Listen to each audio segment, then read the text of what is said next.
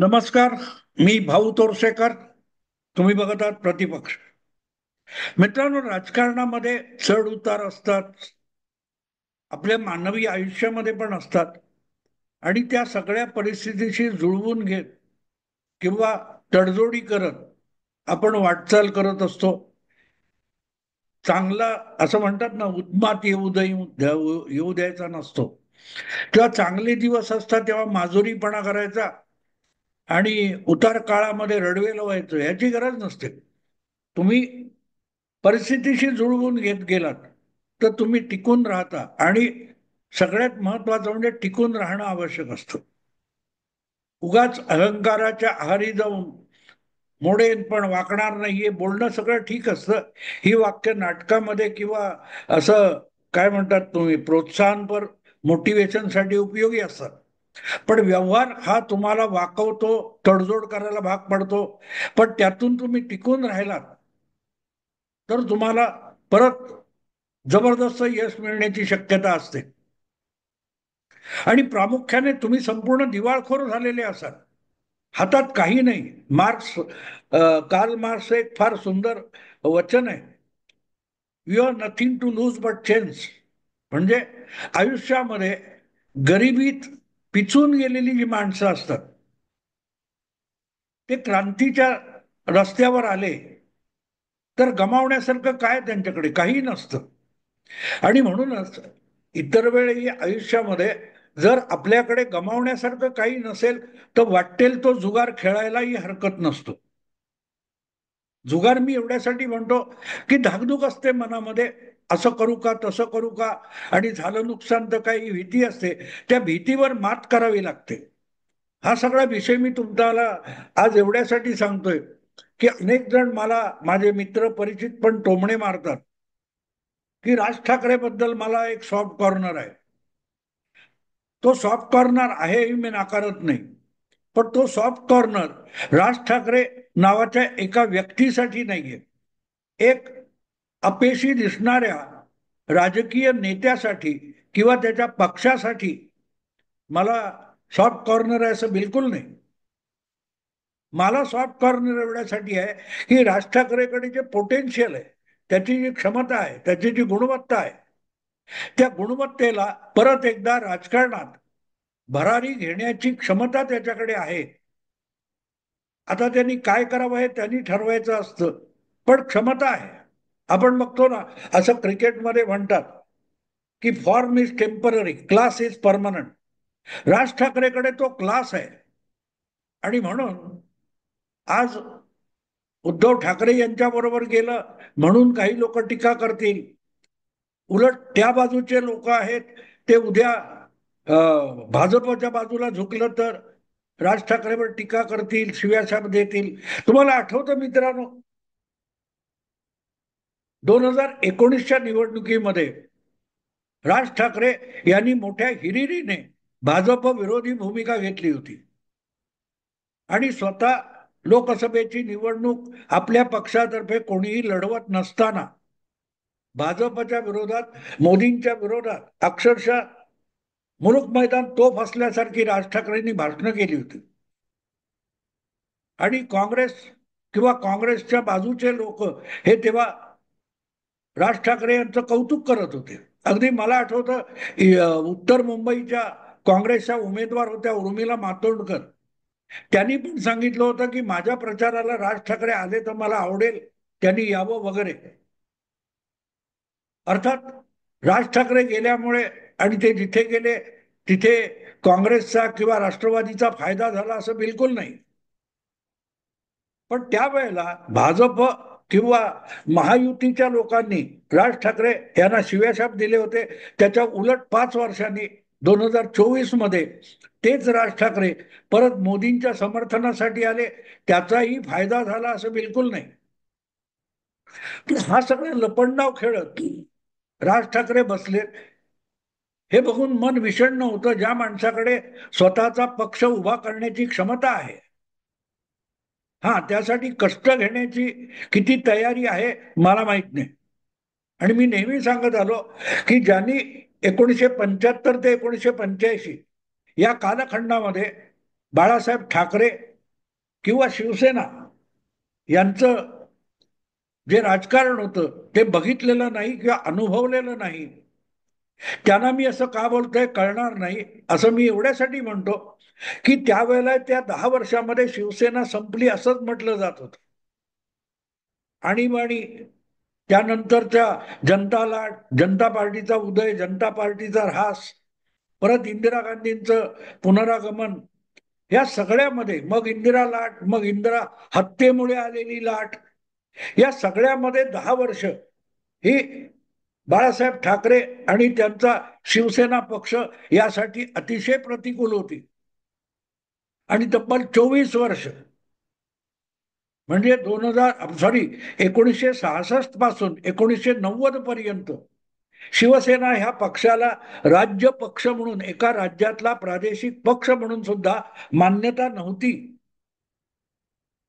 अगदी पहिली म्हणजे मान्यता ज्यामुळे मिळाली अशी जी निवडणूक होती 1989ची, भाजप बरोबर युती केलेली आणि राज्यभर लढवण्याचा प्रयत्न केलेली जी निवडणूक होती ती 1989ची होती. त्यामध्ये मुंबईत विद्याधर गोखले, वामनराव महाडिक हे लोक मला वाटते धनुष्य बाण निशाणीवर निवडून आले.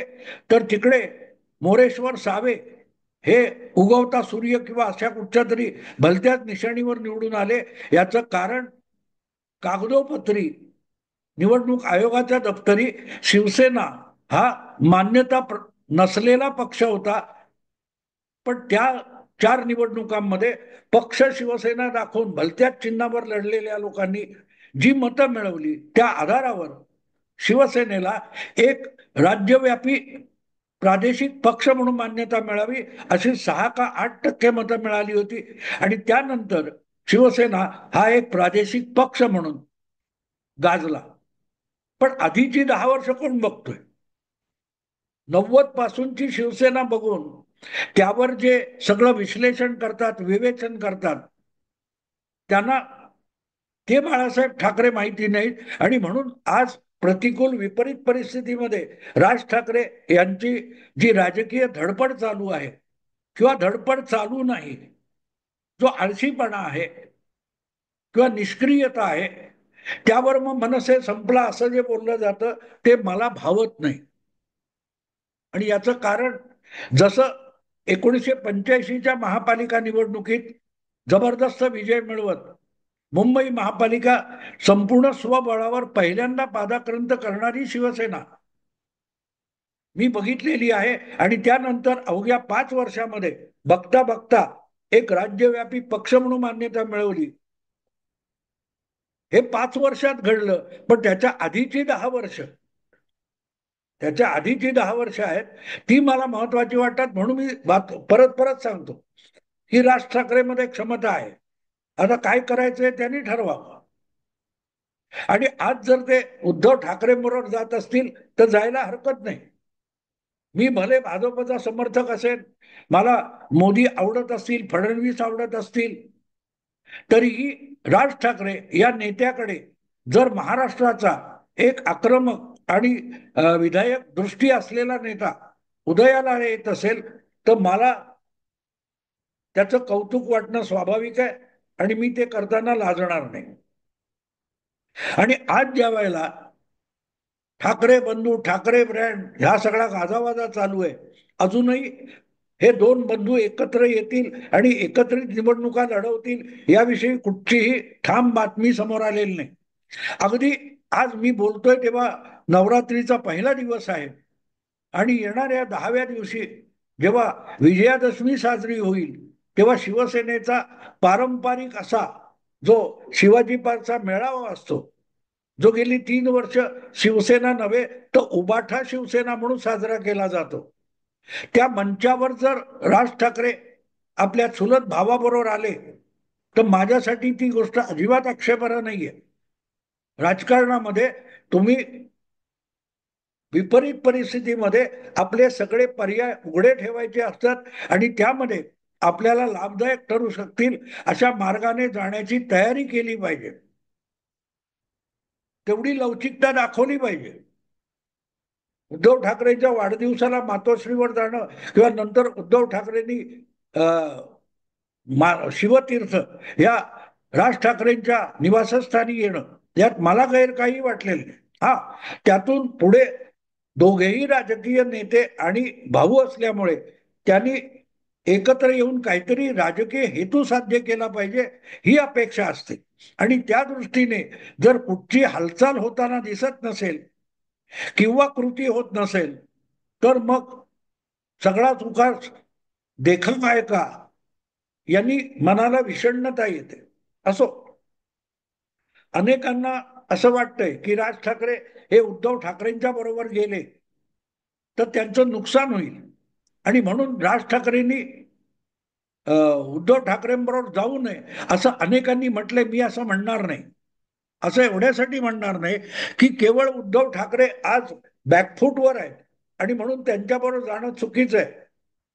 तर मग 1986, 85, 88 हा कालखंड बघितला तर शिवसेना पण बॅकफूटवर होती, आणि इंदिरा हत्येच्या नंतर जी लाट आली त्यामध्ये भाजप सुद्धा बॅकफूटवर गेलेला होता. अशा वेळेला मुंबई आणि शक्यतो महाराष्ट्रामध्ये, पण शिवसेना तेव्हा महाराष्ट्रात फारशी नव्हती, मुंबई ठाण्यापुरती होती. अशा वेळेला भाजपने शिवसेनेबरोबर हातमिळवणी केली होती. दोघेही बॅकफूटवर होते. आज जर कोणीतरी असं म्हटले 2-0 एकत्र आली तर काय होतं, तर हे म्हणण्याचं कारण असं आहे की 40 वर्ष मागे काय झालंय, तेव्हाही 2-0 एकत्र आली होती.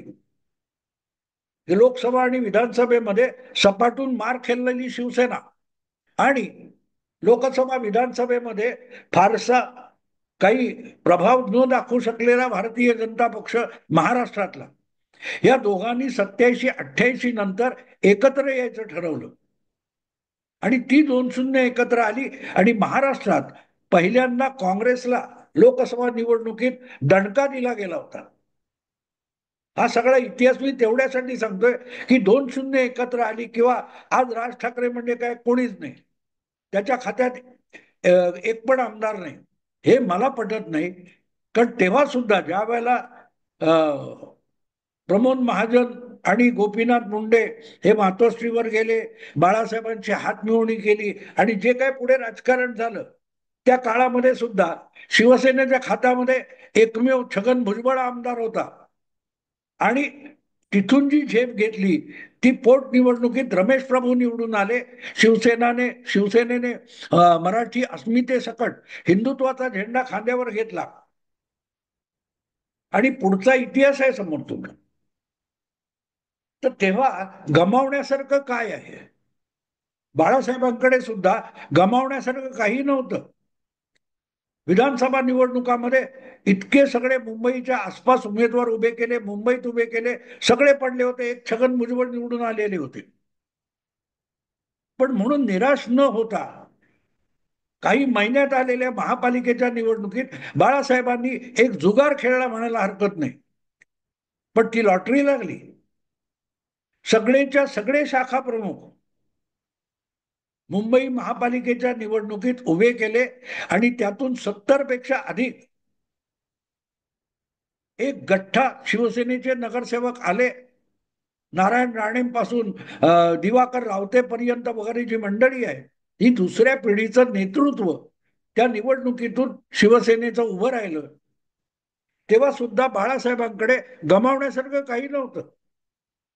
सगळे शाखा समजा, ते जे सगळे शाखा प्रमुख उभे केले होते ते नगरसेवक अधिक सगळे शाखा प्रमुख, ते बहुतांश पडले असते तर काय झालं असतं. मला वाटत नाही बाळासाहेब हे मनाने पराभूत झाले असते. त्यांनी परत नव्या ईर्षेने आणि नव्या ताकदीने पक्ष उभा करायचा प्रयत्न जारी ठेवला असता. भाजप बरोबर पण त्यांनी युती केली. तर सांगलीचा हेतू असा की राज ठाकरे यांच्याकडे आज एकही आमदार नाही. पहिल्या फटक्यात 13, नंतर एक, नंतर एक, आणि आता तर 0. आता तर मतांची टक्केवारी पण खाली आली 1.5-2%. पण मी शून्य मानत नाही.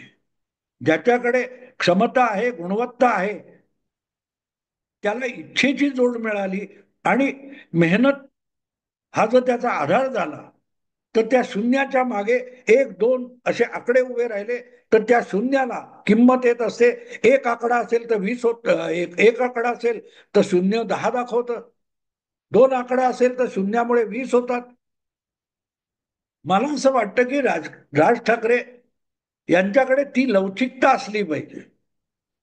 आपल्याला पक्ष म्हणून उभं राहायचंय आणि आपण जे आरंभी पहिल्या 5 वर्षामध्ये जे दणदणीत यश मिळवलं होतं, सगळ्यांना चकित केलं होतं, त्याच्याही पुढे आपण जाऊ शकतो हा आत्मविश्वास जर राज ठाकरे यांनी दाखवला तर त्यांच्याकडे आजही काही सहकारी असे आहेत, संदीप देशपांडे असेल, बाळा नांदगावकर असेल, की ज्यांना झुंजण्याची इच्छा आहे आणि आपल्या नजरेत न येणारे अविनाश जाधव आहे, यासारख्या लोकांना विश्वासात घेऊन जवळ घेऊन जर दूरगामी योजना आखली, प्लॅन तयार केला, तर उद्धव ठाकरे यांच्या बरोबर जाऊन दोघे भाऊ एकमेकाच्या मदतीने उभे राहू शकतात. एकाची त्रुटी दुसरा भरून काढू शकतो, दुसऱ्याची त्रुटी पहिला भरून काढू शकतो. यासाठी जी लवचिकता आहे ही दोघांनी दाखवली तर शक्य आहे. आणि यामध्ये मला असं वाटतं की भाऊ असल्यामुळे, थोरला भाऊ असल्यामुळे, चुलत भाऊ असल्यामुळे राज ठाकरे जितकं मुक्तपणे आपला प्लॅन उद्धव ठाकरे यांना सांगू आणि समजावू शकतील. आणि ब्रँड ब्रँड ब्रँड हे प्रचार कोणाला करायचं तो करू दे, पण ब्रँड सोडून आपल्या दोघांची जी क्षमता आहे ती पणाला लावायची. आणि मग ती पणाला लावत असताना म्हणजे उद्धव ठाकरेंकडे आजही कार्यकर्त्यांची जी फौज आहे तेवढी राज ठाकरेंकडे नाहीये, पण राज ठाकरेंकडे मैदान दणाणून टाकण्याची क्षमता आहे, दूरदृष्टी आहे. तर तिकडची फौज इकडचा सेनापती अशा रीतीने दोघांनी एकत्र येऊन महापालिकांच्या निवडणुका, स्थानिक संस्थांच्या निवडणुका लढायचं ठरवलं तर शिवसेनेला म्हणजे उभाटा शिवसेनेला नवी उभारी येऊ शकते आणि मनसे ही परत एकदा लडखडत का होईना पण आपल्या उभ्या पायावर उभं राहण्याची परिस्थिती निर्माण होऊ शकते. हा नजीकच्या काळात त्यांना वाटलं ते दोघे परत शिवसेना म्हणूनच एकत्र येतील, एक पक्ष सुद्धा होऊ शकतील. रक्ताचं नातं आहे. मुद्दा इतकाच आहे की आपल्याकडे आता गमावण्यासारखं काय नाही आणि लोक काय म्हणायचे ते म्हणत, आम्हाला पक्ष म्हणून उभं राहायचंय, आम्हाला राजकारणात उभं राहायचंय आणि आम्ही पित्याची पुण्याही मानतो, चुलत्याची पुण्याही मानतो, पण आमचं कर्तृत्व पुढच्या पिढीला, ठाकरे पुढच्या पिढीला आमचं कर्तृत्व आम्हाला सिद्ध करायचंय असा एक मनाशी खुणगाट बांधून जर राज ठाकरेंनी ठरवलं तर अशक्य कोटीतलं काही नाही. कारण त्यांच्याकडे गमावण्यासारखं काही नाही आणि उद्धव ठाकरे यांना टिकवण्यासारखं काय उरलंय असं मला वाटत नाही. त्यांना झेप घेणं आवश्यक आहे आणि म्हणून ठाकरे ब्रँड म्हणून जे ढोल ताशे वाजवले जातात त्या गदारोळातून बाहेर पडून वस्तुस्थितीचा अभ्यास करून जमिनीवर पाय ठेवून जर या लोकांनी प्रयत्न केले तर मला असं वाटतं की ठाकरे बंधू म्हणून मजल मारता येईल. बघू काय करतील ते. मी आत्ता मला वाटलं ते सांगितलं. ज्यांना आवडेल त्यांना आवडेल, नाही त्यांना नाही आवडणार.